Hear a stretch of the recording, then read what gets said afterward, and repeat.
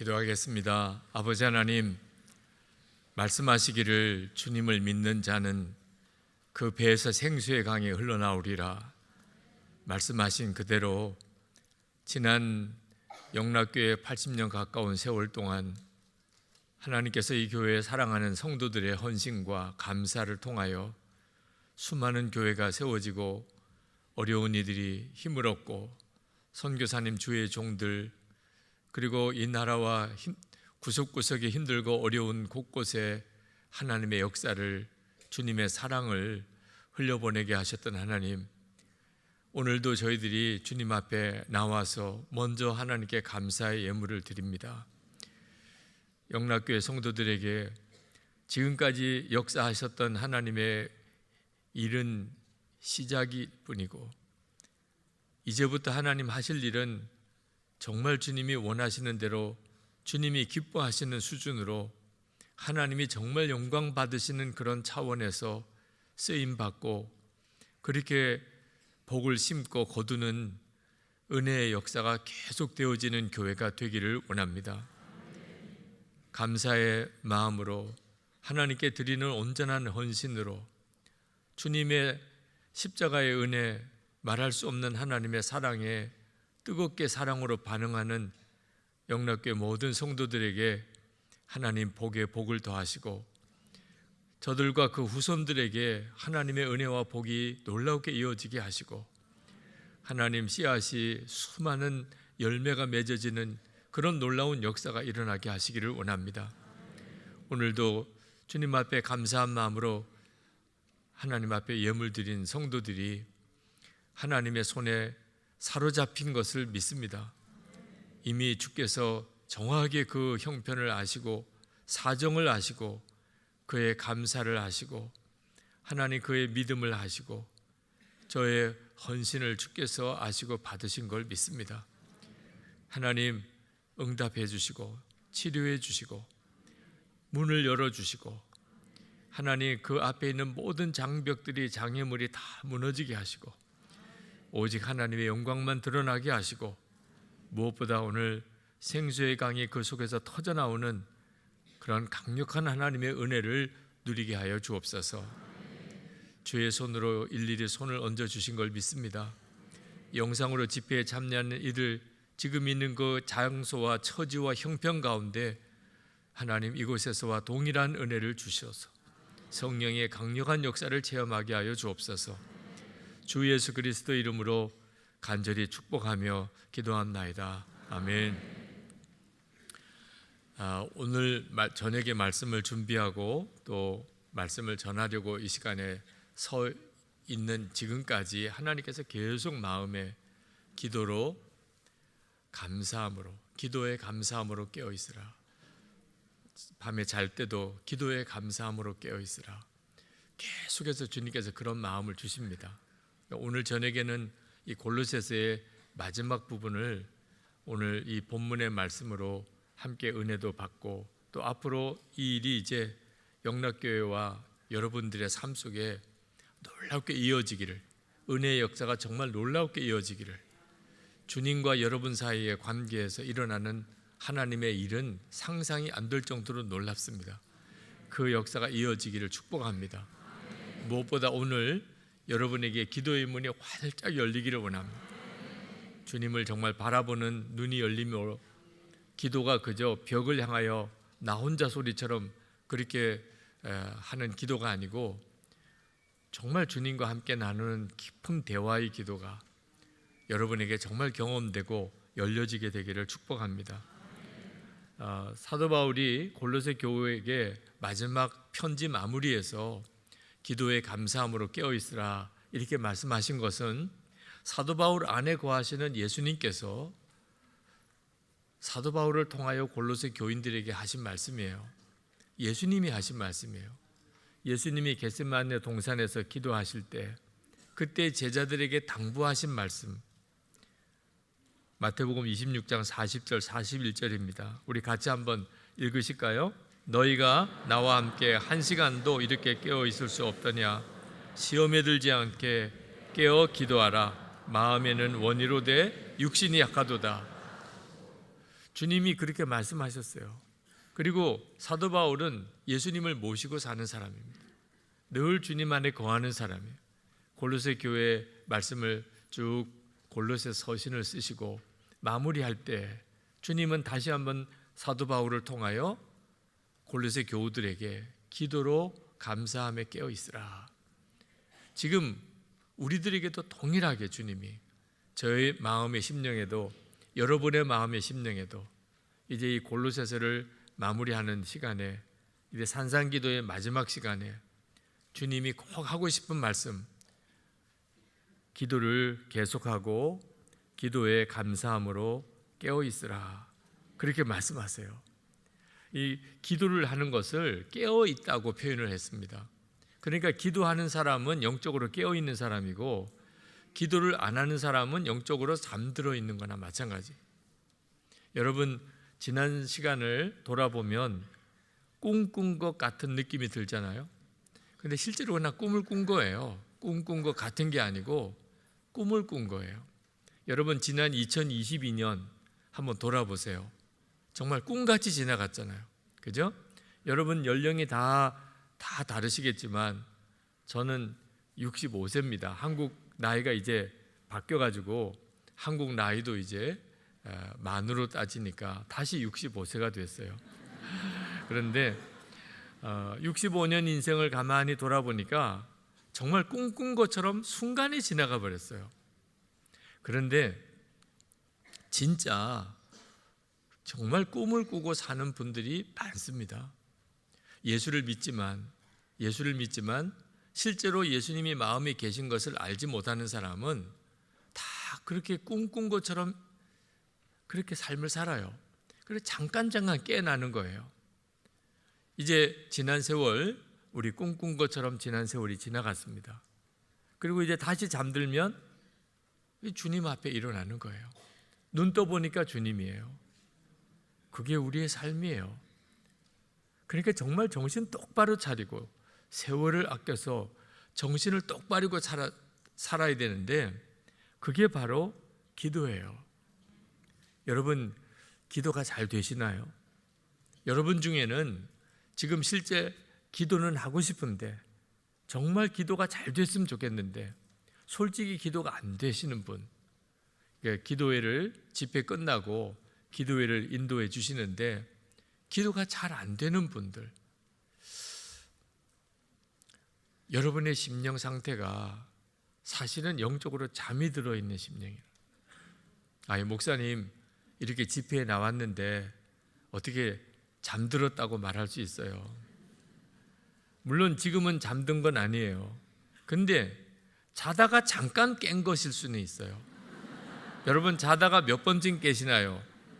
어떤 사람은 자고 아침에 그냥 일어나시는 분도 있지만 저 같은 경우는 자다가 몇 번 깨요. 네. 지금이 그런 시간일 수는 있어요. 네. 은혜 받았어요. 잠깐 깬 거예요. 말씀에 도전이 되었어요. 회개하는 마음이 생겨요. 이렇게 살면 안 되겠다는 생각이 들어요. 잠깐 깨어나는 시간이에요. 근데 문제는 다시 곧 잠이 들어버려요. 이게 굉장히 심각한 문제예요. 여러분 졸음운전이 무섭잖아요.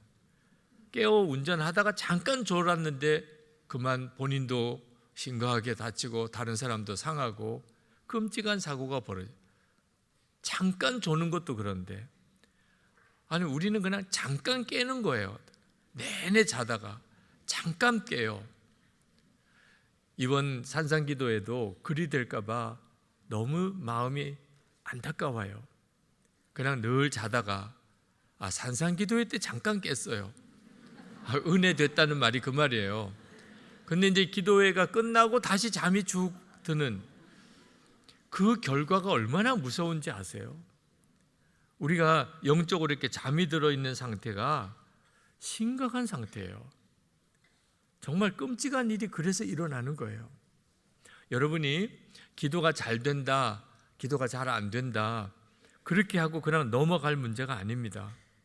정말 기도는 깨어있는 기도가 될 수 있어야 비로소 주님이 여러분을 이끄실 수가 있어요. 우리가 사는 삶은 굉장히 심각하게 무섭습니다. 자기도 모르게 어느 순간에 그냥 영적으로 잠이 들어버려 있어요. 그건 잠을 잔 채로 운전하는 것보다 더 위험해요. 운전하는데 잠이 들어버렸어요. 뭐 100% 사고죠. 치명적인 사고죠. 그죠? 졸음운전이 무섭죠. 그런데 영적으로도 그런 상태에 빠지기가 너무 쉬워요. 저는 항상 예수님을 바라보라고 사람들에게 외치는 심정으로 예수 동행 컬럼을 매일 써요. 페이스북에도 올리고 예수 동행 일기 앱에도 올립니다. 근데 2020년 6월 5일이에요. 그날 이제 페이스북 컬럼을 내용을 하나 마음에 이렇게 정리해 둔 것을 아침에 올려야 되겠다 그러고 있는데 새벽기도 하다가 갑자기 마음에 속히 돌이키라 그런 주님의 강한 음성을 들었어요. 나에게 하신 말씀인가? 그런 것 같지는 않아요. 오늘 어떤 사람은 지금 가지 말아야 될 길을 가는 사람이 있다. 지금 어떤 사람은 지금 하지 말아야 될 일을 하는 사람이 있다. 어떤 사람은 품지 말아야 될 마음을 품고 있는 사람이 있다. 속히 돌이켜야 된다. 그런 마음이 너무 강하게 드는 거예요. 그래서 컬럼을 쓰려고 했던 내용을 그 다음 날로 미루고 아침에 새벽 기도회 끝나고 불이 나게 하나님이 새벽에 주신 마음을 썼어요. 제목을 속히 돌이키라. 주님이 속히 돌이키라고 하십니다. 지금 가지 말아야 될 길을 가는 사람이 있습니다. 속히 돌이키세요. 지금 하지 말아야 될 일을 하려고 하는 사람이 있습니다. 속히 돌이키세요. 지금 품지 말아야 될 마음을 품고 있는 사람이 있습니다. 속히 돌이키세요. 당신 혼자만 아닙니다. 허다히 많은 증인들이 지금 당신을 다 내려다보고 있습니다. 무엇보다도 당신 안에 주 예수님께서 당신 안에 계셔서 당신이 지금 가지고 있는 생각, 하려고 하는 일 다 알고 계십니다. 빨리 돌이키세요. 그런 마음이 막 강하게 들어서 그렇게 컬럼을 썼어요. 2020년 6월 5일자에. 그리고는 그 칼럼을 올렸습니다. 누구에게 하는 말인지는 잘 모르겠지만 참 희한한 경험이다. 그랬죠. 그리고는 이제 저도 잊어버렸어요. 근데 작년 말에 선한목자교회 목사님 한 분이 부목사님으로 오셨어요. 근데 하루는 그 목사님이 이제 제가 어디를 가는데 운전을 해주시게 됐습니다. 그래서 운전을 하다가 한참을 가다가 목사님이 그러세요. 목사님, 이렇게 목사님과 함께 둘만 있는 시간이 생겨서 너무 감사하다는 거. 기도 응답이라는 거. 그러면서 목사님 정말 감사합니다. 왜 그러세요? 그랬더니 그 기가 막힌 이야기를 하세요. 목사님 속히 돌이키라는 그런 컬럼을 쓰신 적이 있으시죠? 그렇게 생각이 나요. 워낙 특별했던 일이었으니까. 네, 목사님, 그날 저는 모든 것을 다 이제는 포기하려고 생각했습니다. 저의 가정도, 교회 사역도, 제 삶도 다 포기하려고. 이제 끝이다. 희망도 없다. 이제는 정말 끝내자. 그렇게 생각을 했다는 거예요. 근데 아침에 일어나서 그냥 늘 보던 목사님의 컬럼을 그냥 이렇게 탁 열어보았는데 제목이 속히 돌이키라. 깜짝 놀랐다는 거예요. 마치 주님이 자기에게 직접 말씀하시는 거예요. 지금 가지 말아야 될 길을 가는 사람이 있다. 지금 하지 말아야 될 일을 하려고 하는 사람이 있다. 지금 품지 말아야 될 마음을 품고 있는 사람이 있다. 속히 돌이키세요. 허다히 많은 증인들이 보고 있어요. 지금 당신 안에 계신 주님이 이 모든 것을 다 알고 계세요. 너무 놀랐다는 거예요. 그제서야 눈이 뜨이고 내가 지금 뭘 하려고 한 거야. 그리고는 급히 마음이 정리가 되고 그리고는 다시 가정도 지키고 또 목회의 길을 잘 지켜왔다가 선한목자교회 부목사까지 오게 됐다고. 목사님 저를 살려주셨습니다. 저도 깜짝 놀랐어요. 그 목사님만을 위한 글이었을지는 또 모르는 일이지만, 야, 하나님의 역사가 놀랍구나. 사람이 영적으로 이렇게 한번 눈이 어두워지면 지금 자기가 무슨 일을 하는지 어디로 가는지를 정말 정신없이 살아요. 그게 영적으로 잠이 든 거예요. 우리는 예수님을 믿고 영접함으로 우리의 영혼이 깨어난 사람이에요. 영이 살아났어요. 죽었던 영혼이 살아났어요. 그런데 어느 순간에 세상 사람과 똑같이 살아가고 있어요. 뭐 세상 뉴스 보고, 세상 영상 보고, 세상 사람 좋아하는 거 나도 좋아하고, 세상 사람 싫은 거 나도 싫고, 내가 지금 진짜 영이 깨어난 사람인지 예수님 내 마음에 계신 것은 하나도 기억이 안 나요. 생각도 못 해요. 하루 종일 바쁘게 살았는데 예수님은 생각도 못하고 살았어요. 그 영적으로 완전히 잠이 든 사람이에요.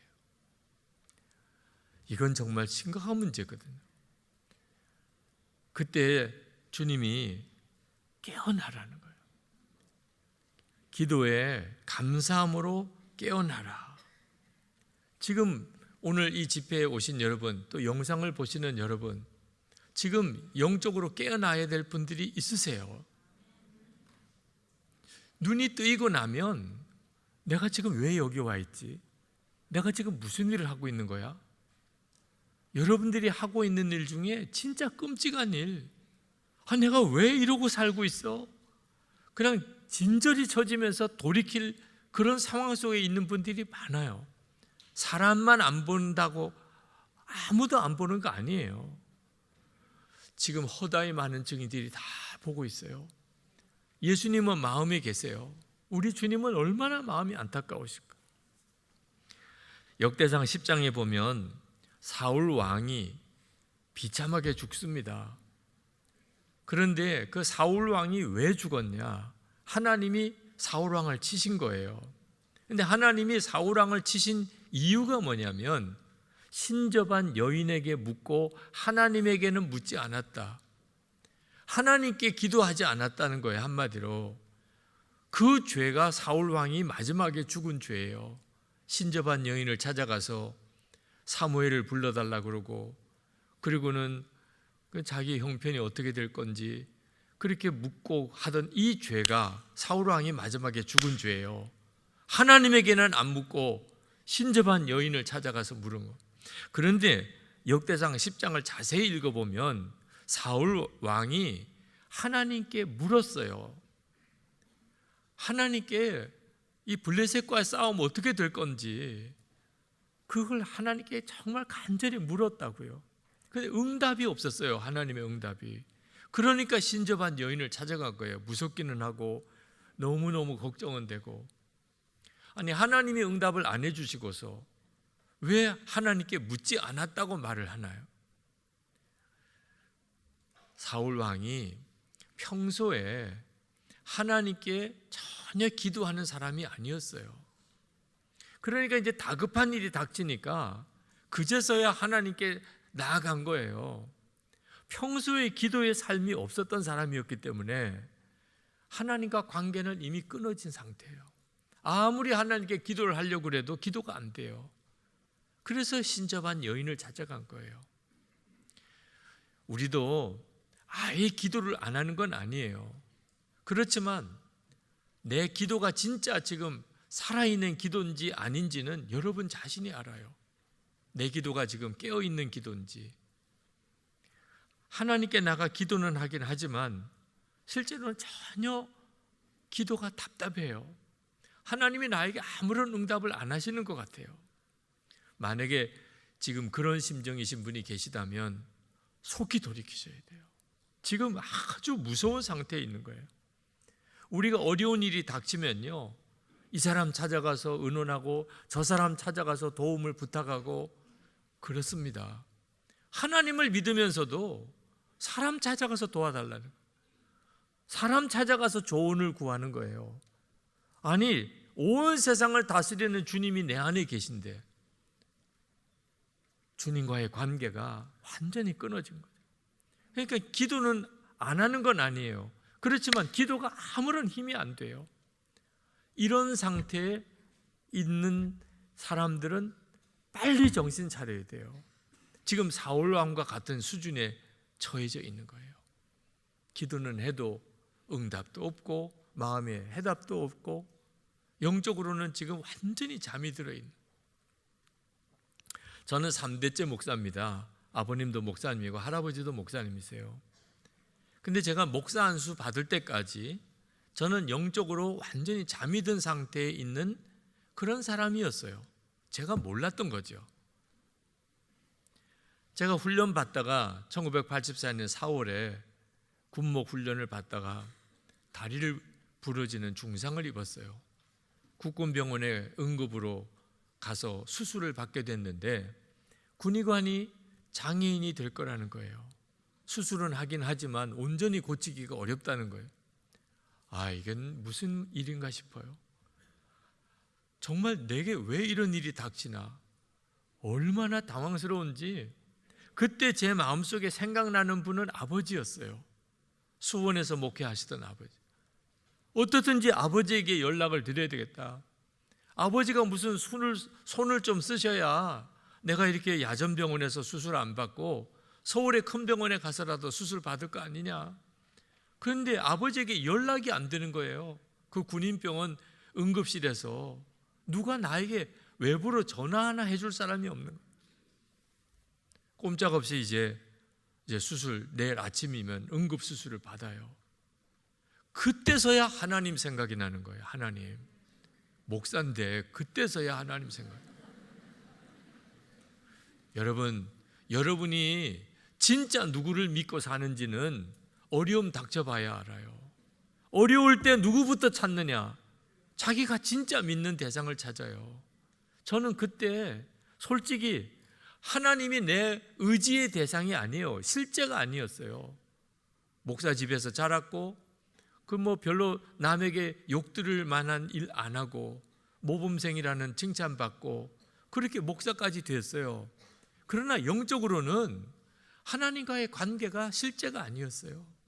그러니까 장애인이 될 만한 절박한 처지에 몰리니까 아버지부터 찾는 거예요. 아버지부터. 아버지하고 하나님하고 비교 대상이 돼요. 근데 저에게는 하나님보다 아버지가 더 의지가 되는 거예요. 하나님 생각이 났는데 어떻게 하나님께 응답 받을지를 모르겠는 거예요. 하나님! 아무 대답이 없더라. 3번이나 크게 불렀어요. 하나님! 아무 대답이 없어요. 저는 사울 왕 이야기를 읽을 때마다 내가 사울 왕 같았어요. 사울 왕도 하나님께 기도했다고요. 그런데 응답이 없는 거예요. 그러니까 신접한 여자를 찾아가. 내가 꼭 그와 같은 사람이었구나. 그때 제가 비로소 회심하게 돼요. 내가 얼마나 가증한 목사냐. 하나님을 진짜 믿지도 못하는 목사. 신학교 졸업했다고, 교단 안수 과정 거쳤다고, 그리고 목사 안수는 받았어요. 저는 그렇게 목사해도 되는 줄 알았어요. 근데 그날 너는 진짜 하나님 믿냐? 너 하나님께 어떻게 기도하길래? 하나님 응답하시냐? 아무것도 전 대답할 수가 없더라. 그때서야 진짜 제 모습 속에 얼마나 가증하고 더러운 죄가 많은지를 그때서야 눈이 뜨여 보이더라고. 그날 밤새도록 울고 회개하는 날이었고, 그리고 예수님의 십자가, 용서의 십자가, 내 죄 지진 십자가, 지옥에서 건져진 십자가, 그게 그렇게 가슴에 절절히 와닿아요. 그날이 제가 예수님의 십자가로 용서받은 확신, 하나님의 말할 수 없는 사랑에 눈이 뜨인 날이에요. 그리고 기도가 달라졌어요. 기도가 달라져요. 예수님 만나고 나면 기도가 달라져요. 하나님 고쳐주세요가 아니고 하나님께 다리 바치겠습니다. 저는 장애인 되지 않게 해달라고 기도한 거 아니에요. 장애인 되겠다고 기도했어요. 하나님, 장애인 되는 것이 내게 복입니다. 왜? 이제 내 마음대로 사는 게 아니니까. 하나님 종되기에는 차라리 장애인이 더 낫겠더라고. 더 이상 내 가고 싶은데 내 하고 싶은 대로 살지 않고 이제는 진짜 주의 종되고 싶어요. 하나님 오른쪽 다리 하나님께 바칩니다. 소원은 하나밖에 없어요. 주님 앞에 섰을 때 주님께서 수고했다 내 종아, 그렇게 말씀만 해주실 수 있다면 그게 진짜 성공한 목사잖아요. 그게 그렇게 가슴에 그냥 절절히 다가오는 거예요. 근데 놀라웠게도 그날 그 새벽에 주님이 저와 함께 계시는 게 너무 분명하게 느껴지는 거예요. 그 밤 한밤중에는 하나님 그렇게 소리질러 불러도 하나님 어디 계신지 모르겠더니 제가 주님 내 안에 나와 함께 이 자리에 계시구나. 그러니까 이젠 아무것도 더 이상 소원이 없어져요. 그날이 저에게는 회심의 날이었어요. 영적인 눈이 뜨여서 잠에서 깨어난 거죠. 그때부터 지금까지 주님과 함께 동행하는 참 놀라운 삶을 살게 됐는데 가장 먼저가 기도가 달라진 거예요. 이 수술은 하기는 했는데 인관은 못했지요. 훈련을 못 받았으니까. 그래서 이제 집으로 돌아왔어요. 집이라고 그래야 저희 집이 없지요. 저희 아버님이 목회하시는 수원의 아버님 집에 저희 아내와 딸 데리고 그 집에 얹혀 사는 겁니다. 자, 목사는 목회를 해야 되잖아요.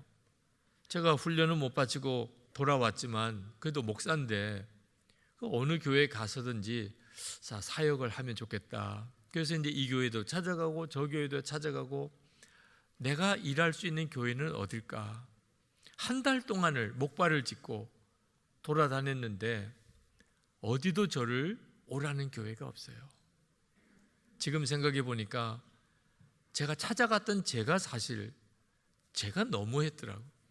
아니 목발 짚고 군대도 아직 끝내지도 않았어요. 그리고 나보고 부목사 시켜달라 그러면 김은석 목사님도 허락을 안 했을 것 같아요. 아니 세상에 이 사람이 지금 군목을 또 갈지 어떨지도 모르고 그리고 또 신방을 가려면 어떻게 목발 짚고 신방을 가요. 아니 목회하다가 다쳐서 목발을 짚는 거야 몰라도 목발 짚고 아직도 몸이 건강치 못한 사람을 어떻게 부목사로 오라고 하겠어요. 한 달쯤 지나니까 저도 눈치가 있어요. 아, 내가 갈 수 있는 교회가 없구나. 그리고는 여기 서울역에서 옛날엔 여기서 수원 가는 고속버스가 있었어요. 거기서 고속버스를 타고 아버님 계신 이제 수원 집으로 그렇게 내려가는데 그날따라 비가 부슬부슬 내렸어요. 목발을 짚고 있느라 우산도 쓰기가 어렵더라고. 온몸에 비는 맞았죠. 그리고는 버스에 타서 서울을 쭉 빠져 내려가는데 그렇게 처량한 거예요. 버림받은 느낌이에요. 나는 완전히 버림받은 느낌. 내가 지금 눈물을 흘리는 건지 빗물 때문에 그런 건지 수원 내려가는 내내 너무 비참한 거예요. 내 모습이. 그 수원 집에 그 역 정류장에 내리면서 마음에 나 이제 누구도 찾아가지 않을 거야. 누구에게도 부탁 안 할 거야. 나 이제 진짜 기도만 할 거야. 기도만. 하나님이 진짜 살아계신지 안 계신지 지금 내가 경험 못하면 나 목회 못해. 하나님 진짜 살아계시면 내 기도에 응답하실 거고 만약에 그렇지 않다면 깨끗하게 포기하는 거지. 나 이제부터 사람에게 부탁도 안 하고 어디 찾아가지도 않고 나는 이제부터 기도만 할 거야. 그런 마음에 결단을 했어요. 그리고는 그날 다음 날부터 아버님 서재에 아버님 출근하시고 아버님 서재에 들어가서 정말 기도만 시작을 한 거예요. 그때만 해도 제 마음속에 야 무슨 역사가 일어날 모양이다. 이렇게 기도만 하기로 작정을 했으니 하나님이 정말 살아계시니 역사하실 거야. 응답해 주실 거야. 그런 생각을 가졌어요. 기도를 안 하던 사람이었기 때문에 진짜 기도를 뭐 어릴 때부터 식사 기도도 하고 뭐 다 기도는 했겠지만 진짜 기도를 한 번도 해본 적이 없었던 것 같아요. 그러니까 기도만 한다는 게 얼마나 어려운 건지를 몰랐던 거예요. 아침에 서재에 올라가서 하나님, 제 임지를 하나님이 인도해 주세요. 사람에게 부탁하지 않고 이건 하나님이 보내시는 곳이야. 그런 곳으로 나를 보내주세요. 그렇게 하나님께 기도했어요. 그때 이제 뭐라고 또 기도하지? 기도는 했어요. 그래서 이렇게 한 번만 하는 건 아니겠지. 그래서 이제 한 3번 정도 했어요. 그래도 5분도 안 지났어. 5분도. 아니 오늘 하루 종일 기도를 어떻게 하냐 말이에요. 그래서 그때부터 이제 온 가족들 기도도 다 하고, 그리고 나라 위해서도 기도하고, 한 몇 시간이 지난 줄 알았어요. 10분도 안 지났어요. 그때서야 기도만 한다는 게 얼마나 어려운 건가가 느낌이 확 오는 거예요. 어떻게 점심 먹을 때까지 기도하는 것도 죽을 것 같아요. 어떻게 기도를 점심 먹을 때까지 하냐 말이에요. 할 기도는 벌써 다 했어요. 똑같은 기도를 2번 하고 3번 하고 진땀이 흐르더라고요. 근데 밑에 전화가 오는 거예요. 와, 이렇게 응답이 오는구나. 하나님께 기도하니까 이렇게 응답이 오는구나. 그래서 부르면 빨리 내려가려고 문 앞에 가서 기다리고 있었어요. 제 아내가 여보 전화 왔어요. 그러면 빨리 내려가야 되니까. 근데 한참을 기다려도 아무 말이 없어요. 나를 찾는 전화가 아니더라. 그날 오전 중에 전화만 오면 하여튼 서재 입구에 나가서 부르면 내려가야지. 이게 계단에 목발을 짚고 내려가는 게 힘드니까 빨리 내려가려면 준비하고 있어야 되거든. 그렇게 겨우 오전이 지났어요. 점심 먹는 시간이 그렇게 좋더라고요. 점심은 먹고 기도해야죠. 내려와서 이제 점심을 먹고, 그리고는 오후에 또 기도할 생각을 하니까 서재로 올라가고 싶지가 않은 거예요. 신문도 보고 싶고 뭐 이렇게 텔레비도 보고 싶고. 근데 제 아내가 불꽃 같은 눈으로 보는 것 같아요. 아니 작정하고 기도만 하겠다면서 신문이나 들여다보고 있어? 꼭 그럴 것 같아요. 그래서 여보 나 올라간다. 그러면 아내가 아니 여보 당신 조금만 있다가 가. 좀 신문도 보고 가고. 그랬으면 얼마나 좋아요. 알겠어요. 그러니까는 이게 안 올라간다고 할 수도 없고 다시 서재 올라가서 이제부터 저녁 먹을 때까지는 또 어떻게 기도하나. 기도를 실제로 모르는 분들이 너무 많아요. 어떻게 기도하는지. 기도에 힘도 없고 역사도 없고 체험도 없고. 제가 그랬어요. 그게 심각한 거예요. 기도가 안 되는 게 영적으로 잠이 들어 있는 거예요. 그때서야 생각나기를 성경을 읽자. 기도가 안 되면 성경을 읽자. 그래서 불이 나게 성경을 펼쳤어요. 창세기부터 성경을 읽기 시작을. 성경을 읽기 시작하다가 깨달았어요. 성경 속에 기도에 대한 말씀이 너무너무 많은 거예요. 저는 그저 기도는 간단하게 한번 하나님께 내 소원을 아뢰는 건 줄 알았어요. 그런데 성경에 보니까 기도에 대한 교훈과 내용이 너무너무 많아요. 그래서 노트를 꺼냈어요. 그 기도에 대한 교훈을, 성경의 기도와 관련된 구절을 쓰고 기도에 대한 교훈들을 거기다가 정리하고, 그러다가 이상하게 마음이 뜨거워져요. 그래서 그 자리에서 다시 하나님 앞에 하나님 이 말씀대로 되게 해주세요. 이 말씀이 내게 진짜 체험이 되게 해주세요. 그러다가 이제 기도가 또 막히면 또 성경을 읽고, 그때부터가 저에게 있어서는 하나님께서 저에게 말씀으로 기도를 가르치고 기도 훈련을 시키고 그랬던 참 놀라운 특별한 시간이었어요. 그게 무려 3개월을 갔어요. 3개월 동안 그렇게 할 거라고 하나님이 말씀하셨다면 그 쉬운 일이겠지만 오늘 연락 올까 내일 연락 올까 하나님께 기도만 하고 누구에게도 부탁 안 하고 그렇게 3개월을 가는 건요, 이건 진짜 믿음의 싸움이에요. 그런데 감당할 수 있었던 것은 말씀을 보고 기도하면서 너무너무 깨달은 게 많은 거예요. 은혜가 점점 넘치는 거예요. 나중에는 응답 오기 전에 이게 성경을 다 봐야 될 텐데 응답 오기 전에 이거 빨리 다 마무리해야 될 텐데, 그런 마음이 들 정도예요. 그때 기도에 대한 공부했던 내용이 예수님의 사람 제자훈련 그 기도 단원에 있는 그 내용의 기본 틀이 됐어요. 그래서 만든 제자훈련 교재가 예수님의 사람이라는 제자훈련 교재가 그때 그 기도 단원으로부터 시작이 된 거예요. 그렇게 3개월이 지나고 저도 제 아내도 기도 훈련 받고 합심 기도 훈련 받고 말씀으로 기도 훈련 받고, 그리고 서울 광림교회 갑자기 부목사로 전혀 생각도 못했던 곳이에요. 나이가 27살이에요. 우리 영락교회 부목사님들 나이가 어떤지 모르겠지만 27살에 서울 광림교회 부목사로 그냥 전격 부목사로 가게 된 거예요. 여러분, 예수님을 믿으면서도 실제로는 기도하지 않는 사람, 기도는 해도 형식적으로만 기도하고 기도의 기쁨을 전혀 모르는 사람, 진정으로 예수님이 내 마음에 계신 것을 알지 못하기 때문에 기도가 혼자서 독백을 하는 거예요. 독백을. 그런 기도가 얼마나 힘든 기도인지 다 경험하셨을 거예요. 그냥 혼자, 여러분 전화기에 상대방이 없어요. 근데 혼자 말을 해야 돼요. 그게 무슨 노릇이에요? 기도를 그렇게 하는, 그러니까 기도가 힘이 드는 거예요. 근데 예수님이 내 안에 계신 것을 알게 되면 그때부터 기도는 대화예요. 야, 정말 놀랍죠.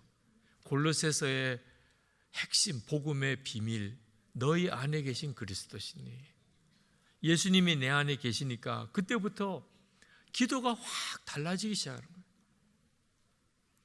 여러분에게 진짜 그 은혜가 임하기를 원하는 거예요.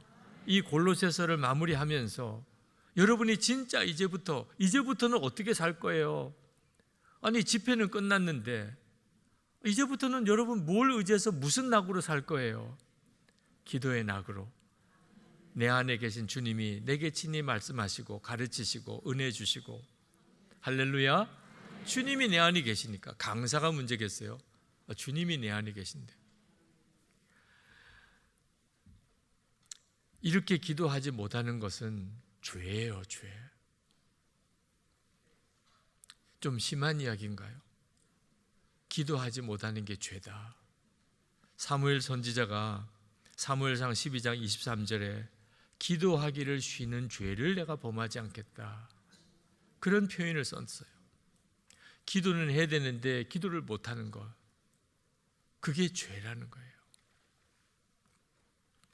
참 신실하신 목사님 한 분이 계세요. 어느 분이라고 하면 여러분들 다 잘 아실 텐데 제가 굳이 그분 성함은 말씀을 안 드리겠어요. 근데 하루는 권사님 한 분이 사과 상자를 가지고 오셨대요. 이게 웬일이냐 그랬더니, 목사님 지난번에 목사님께 기도 부탁드린 거 있죠, 그게 해결이 됐어요 목사님. 그래서 목사님 기도해 주셔서 너무 감사하다고 제가 목사님께 이렇게 사과를 한 상자 선물로 가져왔습니다. 근데 목사님이 그 권사님 이야기를 듣는데 아차 싶은 거예요. 분명히 그 권사님에게 그 어려운 사정 이야기를 듣고 기도를 하겠다고 말씀은 드린 기억이 나요. 근데 그걸 잊어버렸어요. 그 뒤에 뭐 다른 일들 진행되느라고 그걸 어디다가 메모해 놓은 것도 아니기 때문에 한 번도 기도를 안 했어요. 그런데 그 권사님이 기도 응답 받았다고 감사하다고 사과 상자를 가져오셨는데 이걸 받아야 되나 말아야 되나. 그래서 그 목사님이, 권사님 그 기도 응답 되셨다니까 너무 감사한데 저 이 사과 상자 못 받습니다.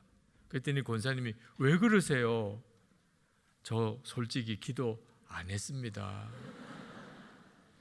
그리고 그 권사님이 너무 당황스러워 하시는 거예요. 아니, 목사님이 기도를 안 하셨대.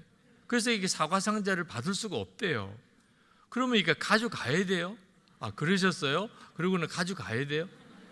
그 권사님도 입장이 난감하잖아. 그러니까 권사님이 아유 한 번이라도 하셨겠죠. 한 번도 안 했습니다. 그러니까 그 권사님이 진짜 난감한 거예요. 한 번도 안 하셨대. 몰라요. 그러고는 그냥 놓고 가셨대요. 몰라. 그 목사님이 그때 기도 안 한 죄가 무섭다. 그 목사님도 참 대단하신 목사님이죠. 아유, 잘 됐네요. 할렐루야. 하나님 정말 영광 받으세요. 그러고는 그냥 사과를 잘 드시면 되잖아요. 기도 응답 받았다고 좋아서 오셨는데 굳이 기도 안 했다고 밝혀야 돼요? 근데 그 목사님이 그럴 수 없거든요. 그렇게 진실하신 분이라 하나님이 다 보고 계신데 너가 그걸 어떻게 봤냐? 너 기도 안 했잖아. 그때 그 목사님 그 말씀을 하시면서 기도 안 한 죄가 너무 무섭더라는 거예요. 나중에 기도해 드리겠다고 그랬고, 그런데 다 하나님 앞에 가면 드러날 거 아니에요. 아, 목사님 기도를 안 하셨네요. 나를 위해서. 그때 그 교인 얼굴을 어떻게 보냐 말이에요. 여러분들도 기도를 꼭 해야 될 사람이 있잖아요. 부부 사이에도 그렇고 자녀들도, 부모님도 그렇고. 우리 김은성 목사님 기도 매일 하시죠? 안 하는 분들 있잖아요. 네. 주님은 아시죠? 네. 뵐 때마다 죄스럽죠. 기도해 드려야 되는데. 사실 영락교회 당회장 위임 목사님, 이 자리가 얼마나 어려운 자리예요. 그냥 존경합니다, 감사합니다, 이렇게 해결될 문제가 아니거든요. 기도 안 한 죄. 사무엘이 그래서 그런 말을 했단 말이에요. 그런데 여러분, 사람에게도 기도를 안 한 죄가 있다면 주님께도 우리에는 기도 안 한 죄가 있어요. 우리 주님이 그렇게 부탁하신 말씀이 있어요. 마태복음 6장 33절 같이 읽겠습니다. 그런즉 너희는 먼저 그의 나라와 그의 의를 구하라. 그리하면 이 모든 것을 너에게 더하시리라. 우리 주님이 그렇게 말씀하셨잖아요. 처음 들으세요? 처음 들은 분은 오늘부터 기억하세요. 그런데 이미 아시는 분들 대부분이실 거예요. 먼저 그의 나라와 의를 구하라. 이제 주님 앞에 섰을 때 여러분, 너 하나님의 나라 위해서 먼저 기도했냐? 뭐라고 대답하시겠어요? 하나님 나라 위해서 기도해 본 기억이 없어요. 그냥 이렇게 통성기도 하자 그럴 때 한번 기도한 적은 있지만 나 혼자 기도할 때는 먼저 하나님의 나라를 위해서 기도를 못했어요. 그러면 주님 만나 뵐 때 그 얼마나 죄송해요. 여러분, 기도하지 않은 죄가 있다고요. 제가 이 사실을 깨닫고 얼마나 두려운지요. 분명히 주님은 먼저 하나님의 나라를 위해 기도해라, 그렇게 말씀하셨거든요. 그런데 저도 이따금 정신없이 살다가 보니까 기도를 급한 기도부터 하게 돼요. 급한 기도. 하나님, 아무개 장로님 꼭 고쳐주셔야 돼요. 아무개 권사님 꼭 그 문제 해결해 주셔야 돼요. 하나님, 지금 우리 나라가 지금 이런 어려움에 처해졌어요. 하나님의 나라를 위한 기도는 그냥 빼버리고지. 이런 일이 우리 교우들에게는 얼마나 많을까.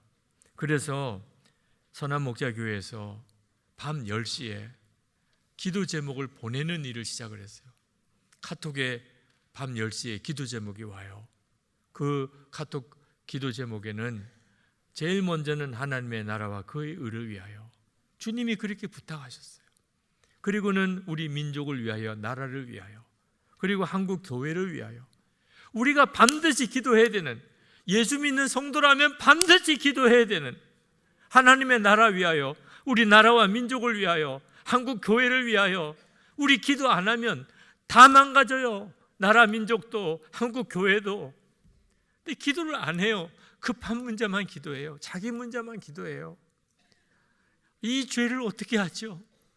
나중에 진짜 문제가 생기고 난 다음에 우리가 기도를 안 해서 그랬구나, 그때 가서 무슨 소용이 있냔 말이에요. 이거 어떻게 해결하지? 성도들에게 아무리 먼저 하나님 나라 위해 기도하셔야 됩니다. 그래서 잊어버리시는 거예요. 그래서 기도 제목을 보내드리기로 한 거예요.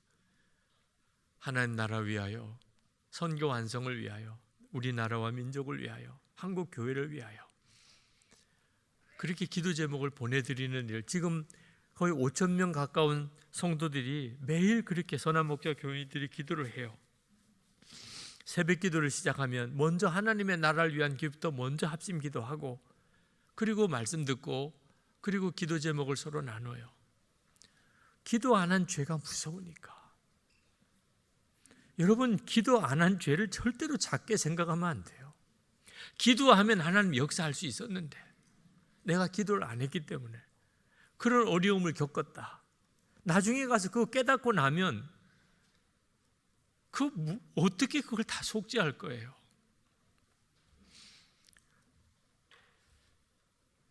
사도 바울은 기도에 힘쓰되 감사함으로 기도하라, 그렇게 말씀하셨어요. 감사함으로. 우리가 기도를 해도 걱정함으로 기도할 수도 있어요. 기도를 해도 슬픈 마음으로 기도할 수도 있어요. 기도를 하긴 하지만 두려운 마음으로 기도할 수도 있어요. 근데 사도 바울은 감사함으로 깨어 기도하라. 이 감사함으로 깨어 기도할 수 있는 건 엄청난 믿음이에요. 지금 당장 큰 어려움이 생겼어요. 문제가 일어났어요. 기도는 해야 되는데, 그러니까 절박한 마음으로, 두려운 마음으로, 염려하는 마음으로, 애통한 마음으로, 그래 기도가 그렇게 되잖아요. 근데 감사함으로 기도하라. 함께 계시는 주님을 진짜 바라보는 눈이 뜨이면, 그러면 아무리 어려운 형편에 있어도 감사가 터져 나와요. 왜? 해결될 게 분명하니까. 지금 어렵지만 주님이 같이 계세요. 주님보다 어려운 문제가 어디 있어요? 그러니까 간절한 마음으로 기도를 시작하지만 그냥 기도하면서 감사가 터져요. 하나님 감사합니다. 선한 목자 교회 제가 부임하고 교회가 건축 문제 때문에 정말 어려웠어요. 그 사정을 지금 다 말씀드리기가 참 어려워요. 예배당 공사 중단되고, 그리고 교인은 엄청난 빚더미에 올라갔고, 교인들은 다 떠나고, 이제는 교회 부도 위기에 사회 문제가 될 정도예요. 그런데 그 교회 담임 목사가 됐어요. 동기 목사님들이 제가 선한 목자 교회 담임자가 됐다고 교회를 찾아오셨어요. 어떤 교회인지 보러 와가지고는 그 예배당 제대로 짓지도 못한 굴 같은 그 지하 본당에 다 내려가서 다들 입을 쫙 벌리고 아무 말을 못 하시더라고요. 마치 고난당하는 욥을 보고 친구들이 할 말을 잊은 것처럼 그런 표정이에요. 기도해 주세요. 그러니까 다들 쭉 둘러섰어요. 그런데 무슨 기도를 하나 말이에요. 그때 대표 기도를 저 인천에서 목회하시는 상곡교회 담임하시는 조재진 목사님이라고 하는 분에게 기도 부탁을 했어요. 목사님 대표 기도 해주세요. 그랬더니 그 목사님이 제일 먼저 뭐라고 기도하시냐면, 사람이 감당할 수 없는 일, 도무지 불가능한 일이기 때문에 하나님 감사합니다. 그 기도를 하시는데 정말 전율하는 것 같았어요. 사람이 감당할 수 없는 일이니까, 도무지 불가능한 일이니까 그게 감사 기도 제목. 왜? 하나님이 살아계신 것을 분명하게 경험할 수 있잖아요. 우리가 조금 노력해서 열심히 해서 잘 될 수 있는 일이라면 나중에 주님이 하셨습니다 이렇게 말을 해도 이게 하나님이 하신 일인지 어떤지 알기 어려운데, 사람이 할 수 없는 일이니까, 그러니까 감사할 수도 있는 거구나. 주님을 바라보는 눈이 뜨이고 나면 우리의 기도는요 그렇게 가요. 어떤 상황이든지 감사함으로 기도하게 돼요. 이것이 깨어 있는 거예요. 감사함으로 깨어 있으라.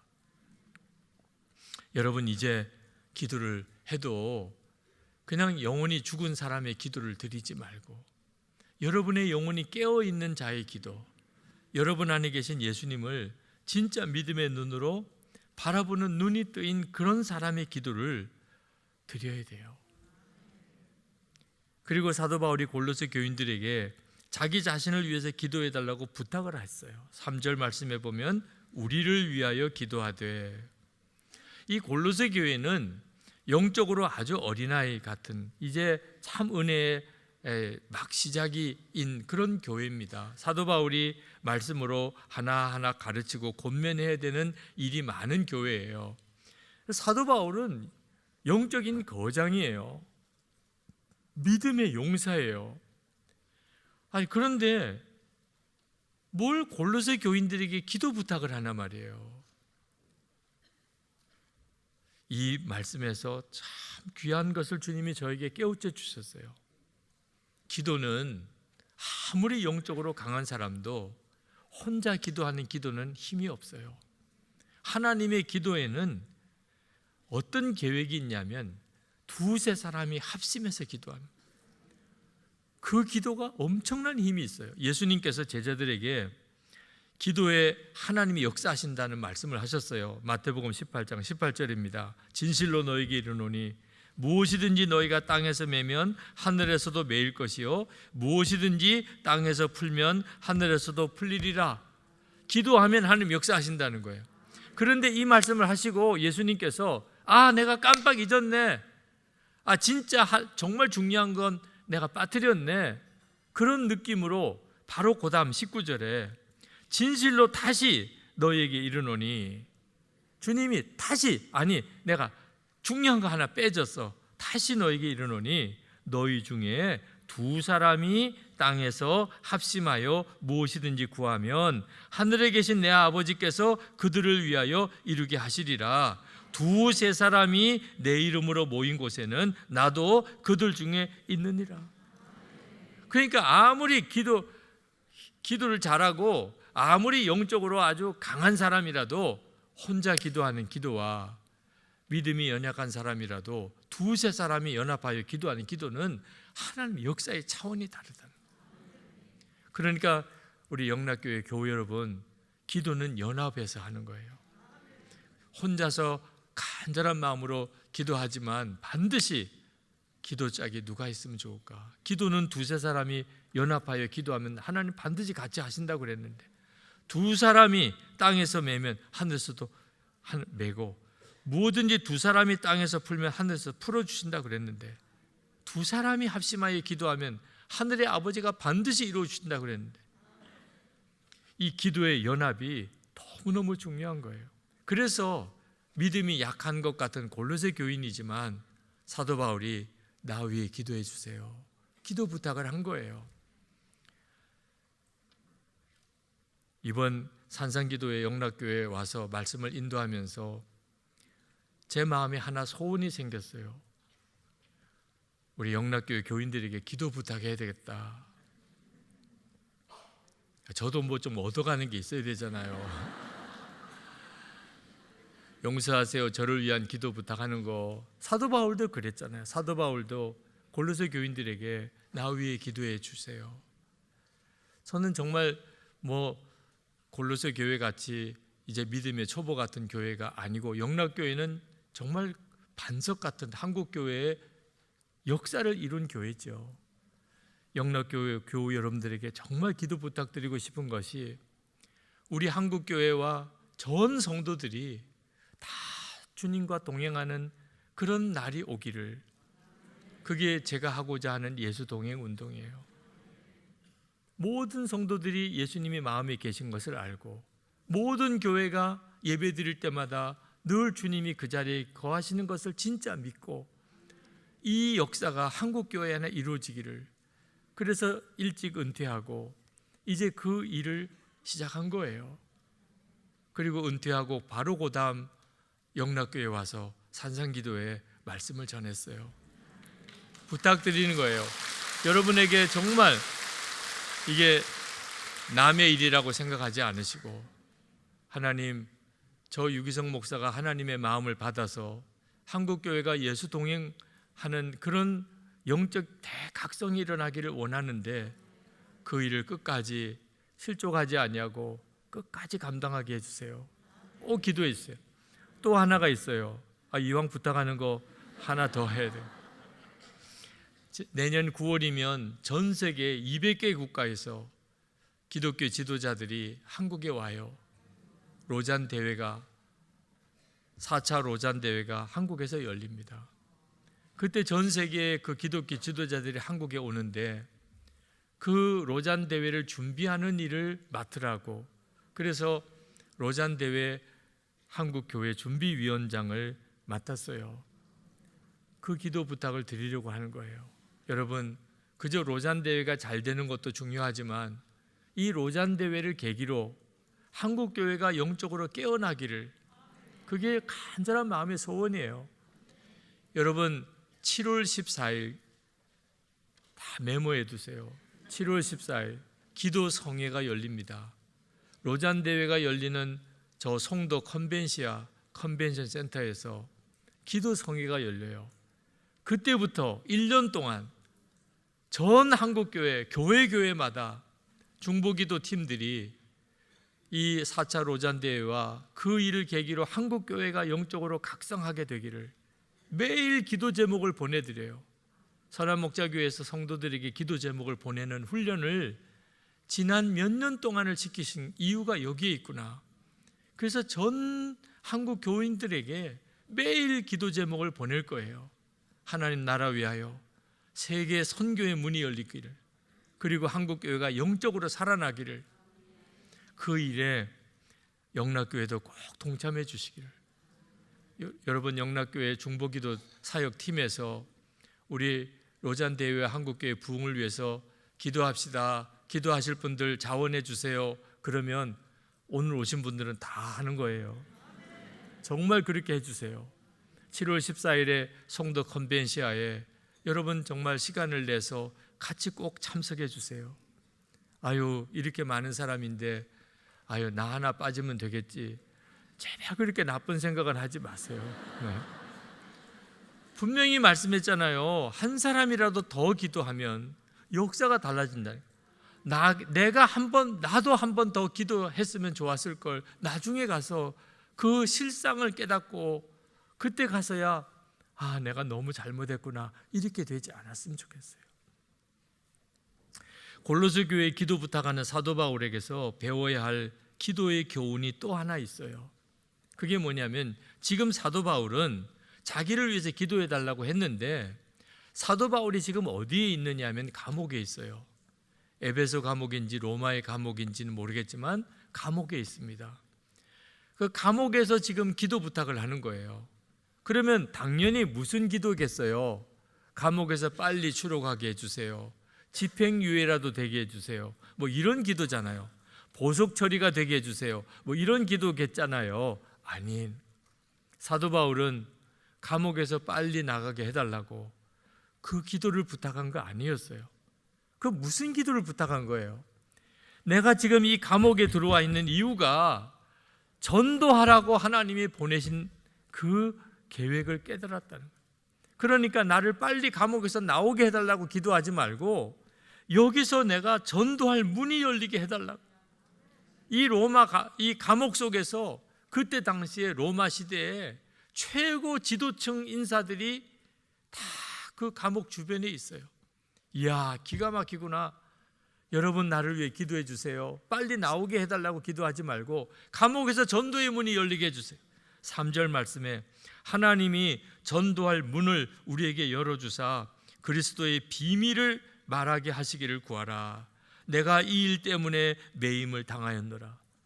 사도 바울은 깨달았어요. 내가 감옥에 들어온 게 전도하게 하려고 하셨구나. 이게 참 사도 바울이 정말 대단한 분이죠. 어떻게 이런 생각을 할 수 있을까요? 주님이신 거예요. 사도 바울 안에 계신 주님이 사도 바울에게 너 감옥에 들어온 것 때문에 답답해하지 마. 너 이 감옥에 들어왔기 때문에 로마의 최고 지도층 사람들을 만날 수 있게 된 거야. 할렐루야, 하나님. 그렇게 된 거예요. 여러분, 나 위해 기도해 주세요. 여기서 전도할 수 있게 기도해 주세요. 4절 말씀에 그리하면 내가 마땅히 할 말로서 이 비밀을 나타내리라. 그 간절한 마음을 사도 바울이 골로새 교우들에게 부탁을 한 거예요. 우리도 하나님께 기도할 때 하나님 좀 힘든 거 좀 없게 해주세요. 좀 이 고난도 빨리 지나가게 해주세요. 이런 수준의 기도를 드리지 말고 하나님 기뻐하실 일이 뭡니까? 지금 말할 수 없이 어려운 처지에 빠졌어요. 그런데 하나님, 이런 상황 속에서 내가 뭘 하면 하나님이 기뻐하시겠습니까? 내가 이런 상황 속에서 어떻게 하면 하나님이 잘했다고 하시겠습니까? 그걸 구하셔야 돼요. 그때부터 역사가 일어나요. 어려움 없게 해달라고, 빨리 내 소원 이루어 달라고. 이제 이런 기도에서 여러분이 진짜 예수님을 바라보게 되면 주님 기뻐할 일, 그걸 내가 하게 해주세요. 이런 상황에서 주님 원하는 거 그거 내가 하게 해주세요. 저는 영락교회 교우들에게 이제 마지막 여러분에게 꼭 부탁드리고 싶은 것이 있어요. 진짜 여러분이 해주실 일이 필요해요. 한국 교회를 위해, 이 민족을 위해 여러분이 정말 하실 일이 있어요. 제가 한번 이 서울 어느 기독교 대학의 교수 신우회 모임에, 어느 대학이라고 말씀 안 하겠어요. 그 교수 신우회 모임에 설교를 부탁받았어요. 코로나 시대였기 때문에 줌으로 모였어요. 근데 들어가서 보니까 한 10분 정도 교수님들이 줌으로 들어오셨어요. 예배는 잘 마쳤습니다. 그리고는 교수님들하고 줌으로 대화를 나누는데 교수님 한 분이 저에게 그런 질문을 하세요. 목사님, 너무 창피합니다. 목사님 어렵게 이렇게 줌으로 설교를 해달라고 부탁을 해놓고 우리는 이렇게 10명밖에 못 모였습니다. 그러면서 그렇게 마음의 좌절감을 느끼고 마음에 그렇게 무너진 심정으로 이야기를 하시는 거예요. 목사님, 우리는 학교를 위해서 뭔가를 하고 싶어요. 우리는 한국 교회를 위해서, 이 나라를 위해서 기독교 교수로서 뭔가 좀 역할을 하고 싶어요. 그런데 아무것도 할 수 있는 힘이 없어요. 이렇게 줌으로라도 모여서 좀 우리 예배 드리자고 그랬는데 10명밖에 안 들어와요. 목사님 보기가 너무 창피해요. 목사님, 우리가 뭘 할 수 있을까요? 제가 그 교수님에게 그렇게 말씀을 드렸어요. 교수님, 왜 할 일이 없다고 하십니까? 지금 이렇게 10명이 들어오셨는데 10명의 교수님이 진짜 예수님의 마음에 계시다, 내 안에 계시다, 그리고 그 예수님이 내 왕이시다. 10분의 교수님이 진짜 그 믿음으로 사시면, 그러면 이 학교에 있는 기독 학생들이 얼마나 힘을 얻을지 아십니까? 우리 학교에 예수님을 진짜 마음에 모시고 그 예수님을 왕으로 그렇게 섬기는 교수님이 10명이나 있어. 10명이나. 우리 학교에 10명이나 있다고. 교수님이 내 마음에 예수님을 모시고 예수님이 왕이셔. 기독 학생들이요, 진짜 신이 날 거예요. 너무 좋을 거예요. 다른 교수님들도 우리 학교에 그 예수 믿는 교수도 많긴 하지만 10명은 진짜 예수님을 마음에 모시고, 그리고 예수님이 그분들의 왕이야. 이런 교수가 10사람이나 있어. 그러면 다른 교수들이요, 어찌 영향을 안 받겠어요? 그리고 이 대학 신우회 10명의 교수님이 그렇다면 다른 대학에 또 신우회, 교수 신우회가 있어요. 그 교수 신우회에서 어떻게 도전과 자극을 안 받겠어요? 그리고 한국 사회가, 한국 교회가 10명의 교수님이 정말 예수님 그분을 왕으로 모시고 그렇게 사는 그런 학교가 있다는 것 때문에 한국 교회가 부흥이 될 거예요. 영락교회 우리 교우 여러분, 영락교회 교인들만이라도, 다른 교회는 이러쿵저러쿵 말하지 말고 영락교회 교인들만, 영락교회 자체가 역사적인 사명이잖아요. 마치 이 세상에 태어난 것이 예수 그리스도를 알기 위하여 태어난 그런 사람들인 것처럼, 예수 그리스도와 동행하기 위해서 태어난 것처럼, 예수 그리스도를 사랑하기 위하여 태어난 것처럼, 예수 그리스도를 정말 갈망하며 날마다 예수 그리스도 때문에 행복해하고 예수 그리스도 때문에 감사하고 예수 그리스도 없는 세상 때문에 그렇게 마음이 아파하고 예수 그리스도를 만난 사람들 때문에 즐거워하는 예수 그리스도 중심의 삶을 살게 된다면 서울 다 뒤집어질 거예요. 여기 계신 우리 영락교회 교우들 여러분들 진짜 예수를 믿는 사람인 거죠.